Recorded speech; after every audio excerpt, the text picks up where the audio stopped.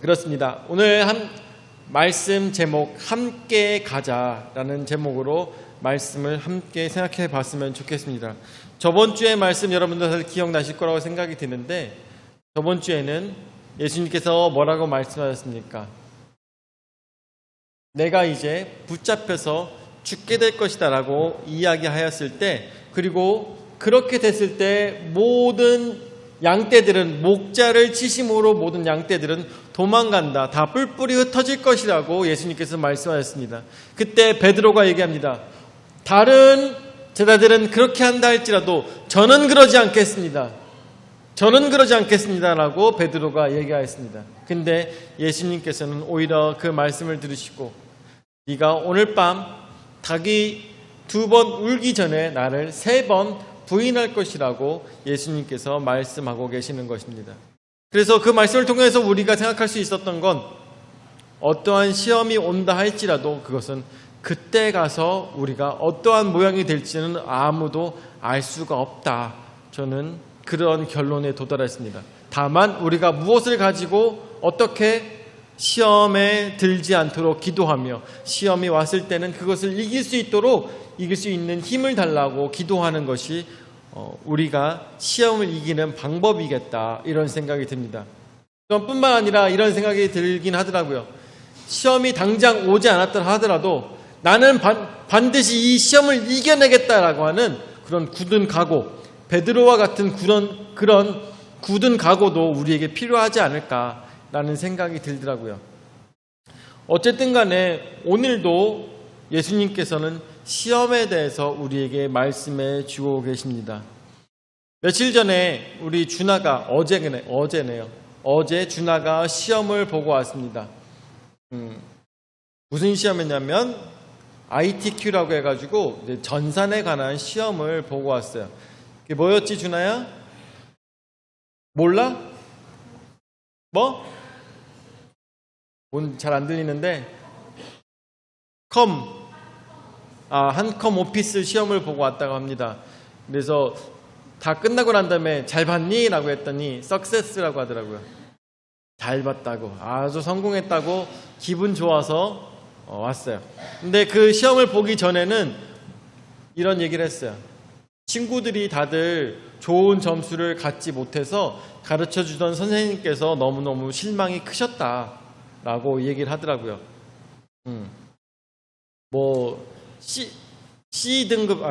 B등급이 나오길 선생님께서 기대하셨는데 C등급이 나오거나 아니면 D등급이 나오거나, 친구들이 그렇게 됨으로 인하여서 선생님께서 많이 실망하셨다고 얘기를 하였습니다. 그러고 난 다음에 준하가 시험장에 당당하게 들어가서 나와서 첫 번째로 했던 얘기가 석세스였어요. 근데 시험은 어떻게 되는지 모르죠. 나는 잘 봤다고 하는데 결과는 점수를 쳐봐야 아는 거죠. 그렇죠? 예, 나는 모릅니다. 저 말은 저렇게 해놓고 나 이번에 시험 잘 봤는 것 같아. 여러분들 다들 아시다시피 우리 중학교 때, 고등학교 때 다 시험, 초등학교 때도 시험 보고 난 다음에 나 오늘 시험 잘 봤어 라고 하는 놈들은 뭐 하는 놈들이에요? 예?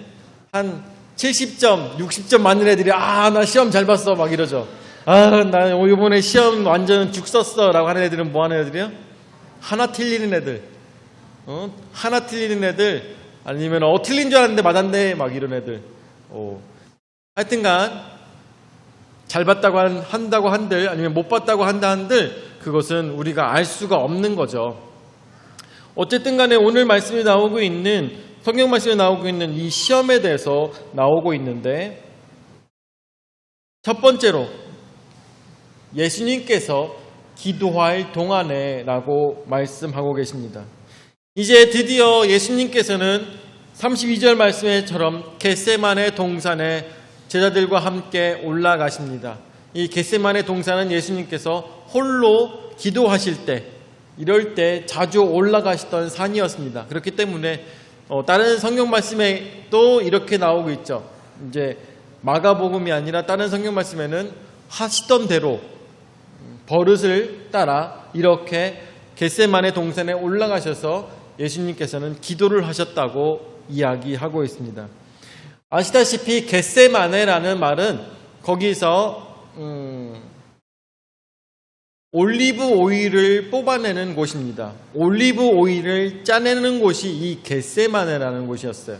근데 이 겟세마네에서 올리브를 짤 때 여러분들 예전에 말씀드렸다시피 올리브를 4번을 짭니다. 4번을 짜는데 첫 번째로 짠 가장 좋은 이 올리브는 교회에다가 바치고 두 번째로 난 것은 두 번째로 난 올리브 오일은 이 밖에 내다가 팔고 세 번째로 짠 오일은 가족들과 함께 먹고 네 번째로 짠 것들은 그것은 동물들에게 먹이는 이런 정말 그 나올 것 같지 않은 올리브조차도 계속 짜가지고 4번이나 오일을 뽑아내는 것이 이 바로 겟세마네라는 곳이었습니다.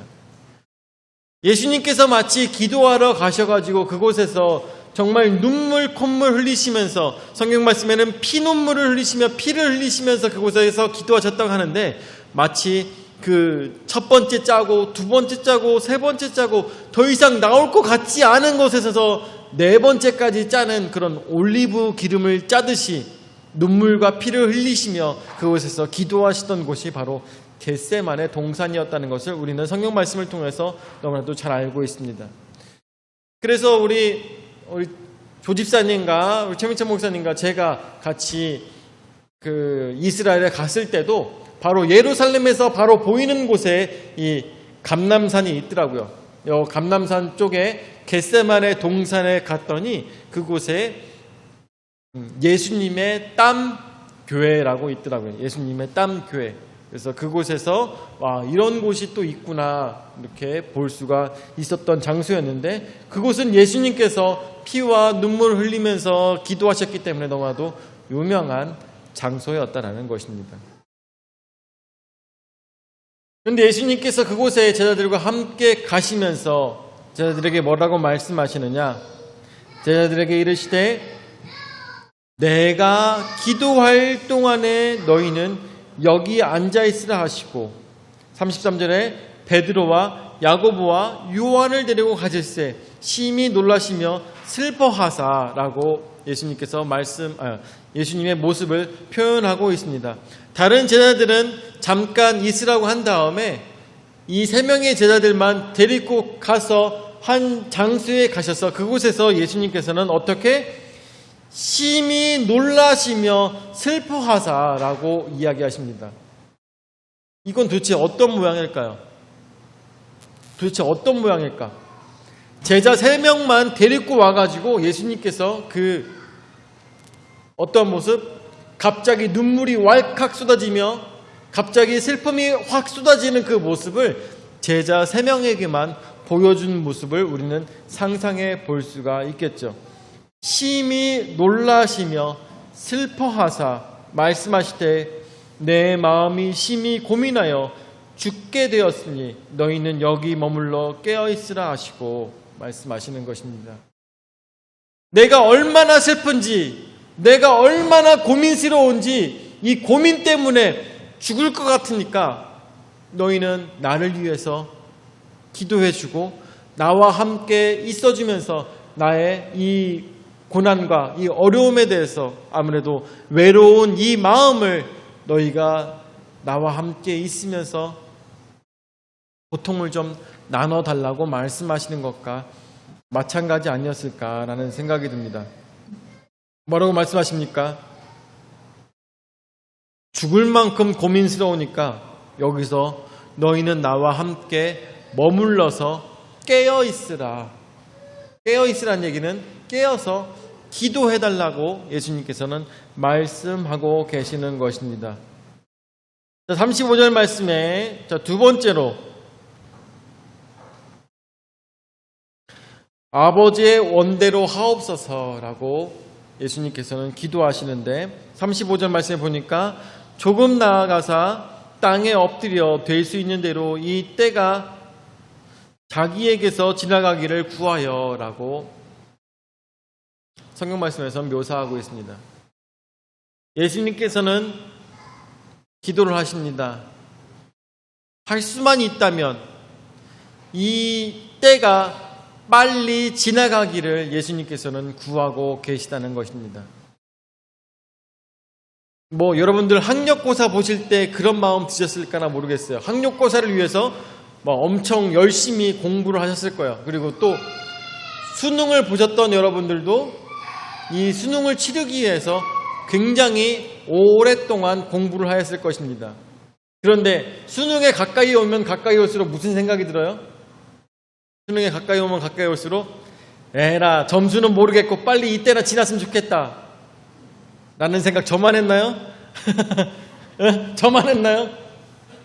에라 점수는 모르겠고 나 이때까지 공부했으니까 점수는 모르겠고 공부한 만큼 나오겠지 이러나 저러나 빨리 이때 좀 지났으면 좋겠다 라는 때가 있죠. 사람이 그럴 때가 있습니다. 그런데 예수님께서도 이 때가 자기에게서 빨리 지나가기를 하나님께 구하였다는 것이죠. 36절에 이르시되 아빠 아버지여 아버지께는 모든 것이 가능하오니 이 잔을 내게서 옮기시옵소서. 그러나 나의 원대로 마시옵고 아버지의 원대로 하옵소서 하시고. 아멘. 예수님은 어떠한 분이십니까? 예수님은 하나님의 본체이시면서 하나님 본인이시면서 또한 아들 하나님이었다는 것을 우리는 너무나도 잘 알고 있습니다. 그런데 오늘 예수님께서 말씀하시는 것은 아빠 아버지여 아버지께서는 모든 것이 가능하시오니 이 잔을 내게서 옮기시옵소서. 주님, 아버지, 내가 이것을 하고 싶지 않습니다. 내가 이것을 하기에 너무나도 겁이 납니다. 내가 이것을 하기에 너무나도 연약합니다. 주여, 하실 수만 있다면 이 잔을 내게서 옮겨 주시옵소서. 여러분들, 예수님께서도 시험에 대해서는 연약한 모습을 보이셨다는 것을 우리는 생각해 봐야 될 것입니다. 예수님께서도 이 시험은 너무나도 힘들었다는 것을 우리는 기억해야 될 것이에요. 너무나도 자신이 이 시험 앞에 연약했다는 것을 우리는 예수님의 기도 속에서 볼 수가 있다는 것입니다. 그렇기 때문에 여러분들 생각해 보세요. 풍성한 침묵에 많은 이 성도님들 가운데 우리의 삶 속에 있는 시험이 쉬운 사람이 누가 있을까요? 원로 목사님이라고 시험이 쉽겠습니까? 원로 사모님이라고 해서 자신에게 닥치는 삶의 시험이 쉬웠겠습니까? 어느 누구도 쉽지 않다는 거죠. 권사님이라고 집사님이라고 해서 쉬운 것이 아닙니다. 담임 목사라고 해서 시험이 다가올 때 그것이 쉬운 것이 아니라는 것이죠. 하물며 예수님조차도 시험이 쉽지 않았다는 것을 우리는 반드시 기억해야 될 것입니다. 그렇기 때문에 우리는 어떻게 기도해야 되겠습니까? 바로 예수님께서 기도하셨던 것처럼 나의 원대로 마시옵고 아버지의 원대로 하옵소서 라는 것이 바로 올바른 기도의 모습이라는 거 저는 생각합니다.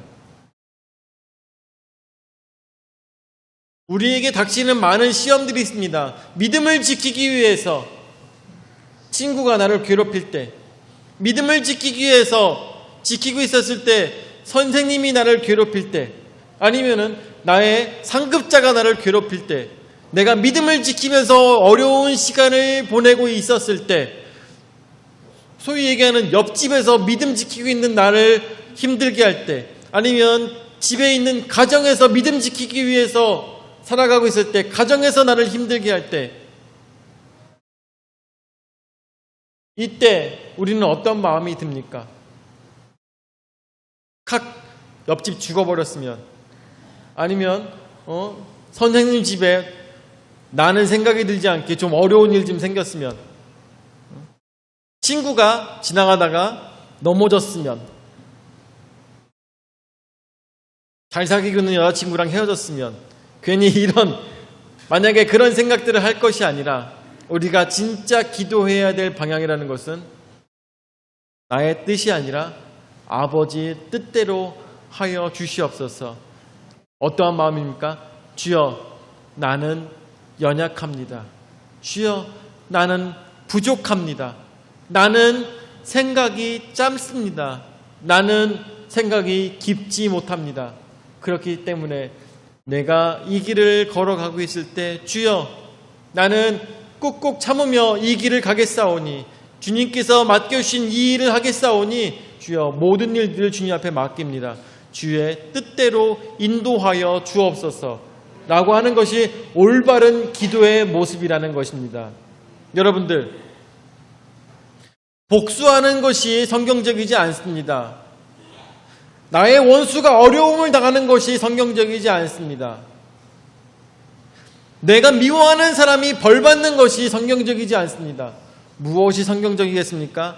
내가 하나님 말씀에 순종하며 어려움이 닥쳤을 때 선으로 이것을 이겨내는 것이 가장 성경적이라는 것입니다.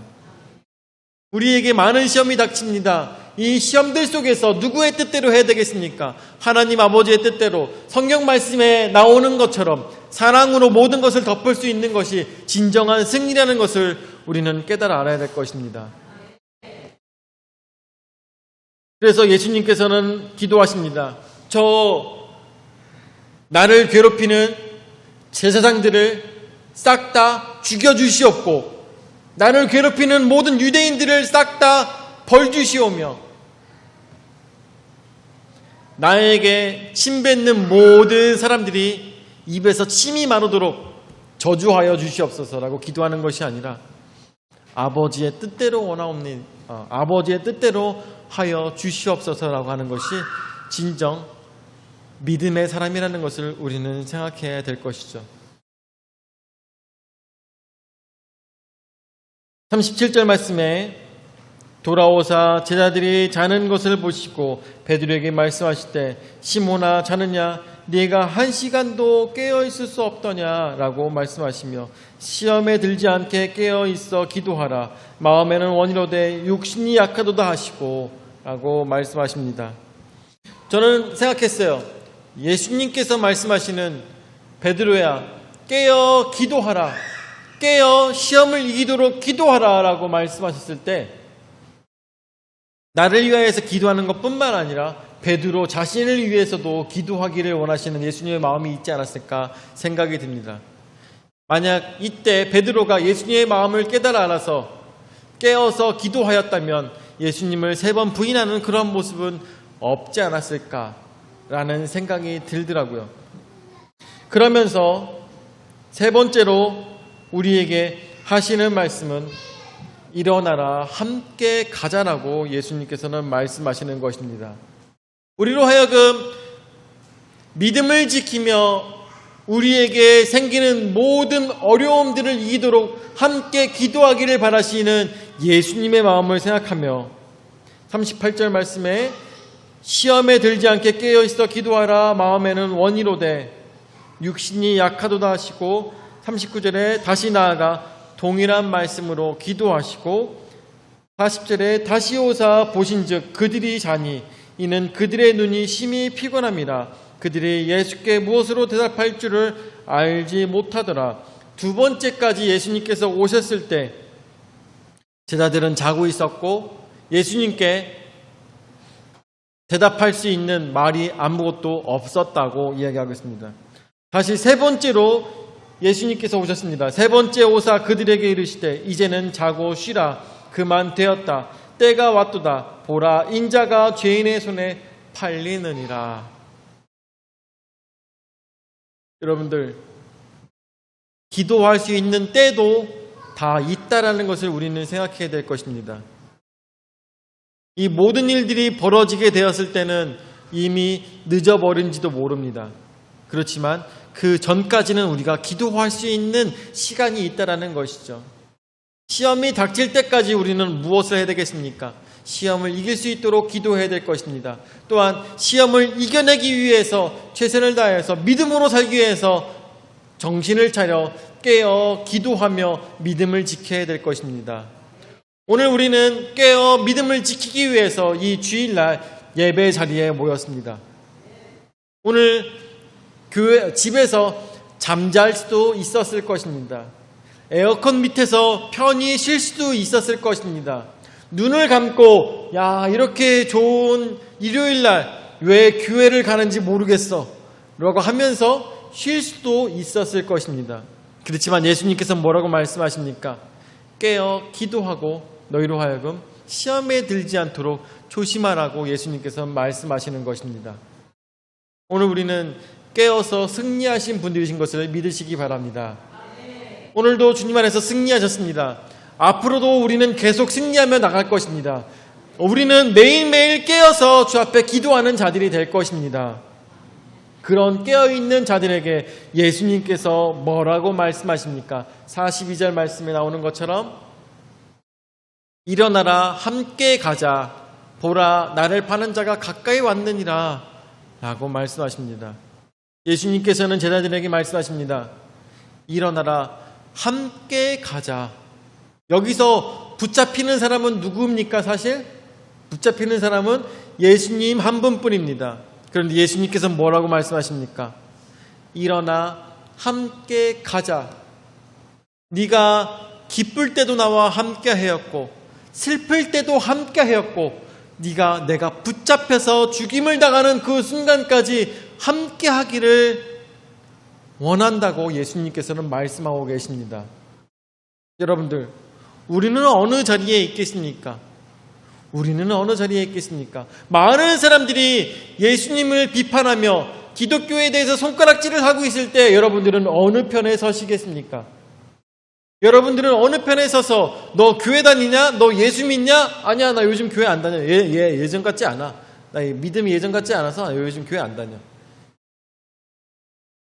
너 교회 다니냐? 그렇지. 난 교회 다니지. 야, 세상 사람들 다 보니까 교회 다들 욕하던데 너도 욕 좀 먹어야 되겠다 하면서 나를 욕하고 있었을 때 우리는 어디에 서야 되겠습니까? 우리는 어디에 서야 되겠어요? 베드로 편에 서야겠습니까? 예수님을 부인하는 베드로 같은 삶을 살겠습니까? 아니면 일어나 나와 함께 가자라고 말씀하시는 예수님의 음성에 주여 내가 여기 있나이다 손을 내밀며 주님과 함께 동행하는 우리의 삶이 되겠습니까?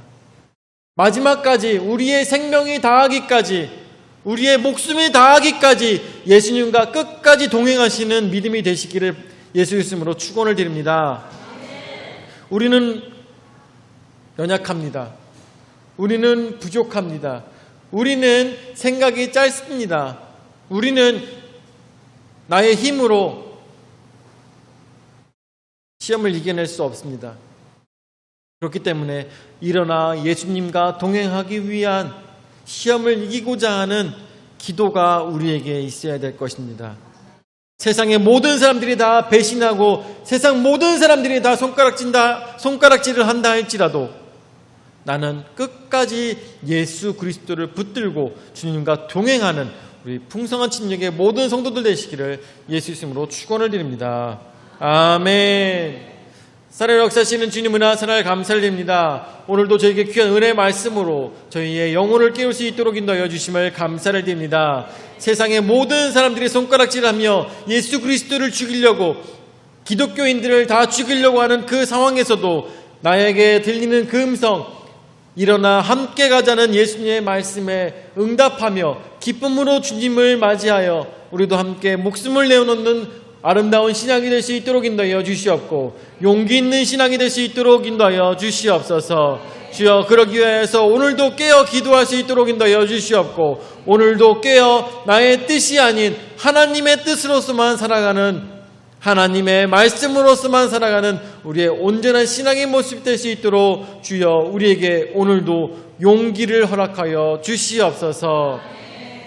이제는 자기 몸부려 죽기까지 우리 죄를 담당하신 구주 예수 그리스도의 은혜와 자기 외아들을 주기까지 우리를 사랑하신 아버지 하나님의 무한하신 사랑과 성령 하나님의 감화 감동 역사 교제 위로 내주하신 은혜가 세상 마지막까지 믿음 지키며 일어나 나와 함께 가자는 예수님의 음성에 아멘 주 예수여 나와 함께하여 주시옵소서 화답하는 모든 성도들 머리 위에 영원히 함께 하실지어다.